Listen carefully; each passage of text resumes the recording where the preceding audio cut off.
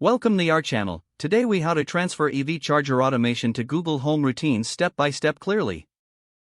Start by ensuring your EV charger is compatible with Google Home. Open the Google Home app on your smartphone or tablet. Tap on the plus icon in the top left corner of the home screen.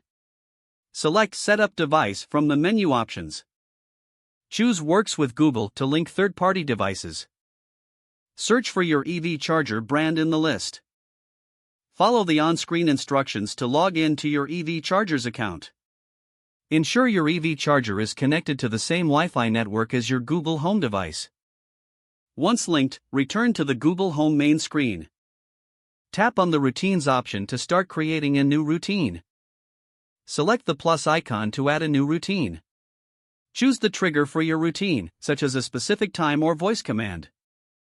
Next, tap on Add Action to specify what you want your EV charger to do. Search for and select your EV charger from the list of devices available. Set your desired action, like starting or stopping the charging process. After configuring the actions, review your routine settings. Tap Save to complete the routine creation process. Test the routine using the trigger you set earlier to ensure it works smoothly. Adjust any settings as needed based on your test results. Congratulations, your EV charger automation is now integrated with Google Home routines. If the page does not load, refresh the browser or try again in a private or incognito window. Make sure you are using the correct email address, then retype it carefully to avoid small typos. If your password is not accepted, use the reset option and create a new strong password you can remember.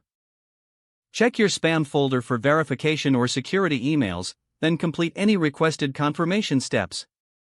Enable two-factor authentication if available to improve account security and reduce unauthorized access risk. After signing in, review your profile details so your contact information and settings are accurate and current.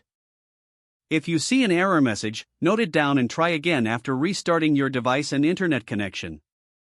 Log out when you finish, especially on shared devices, to keep your account and payment information secure.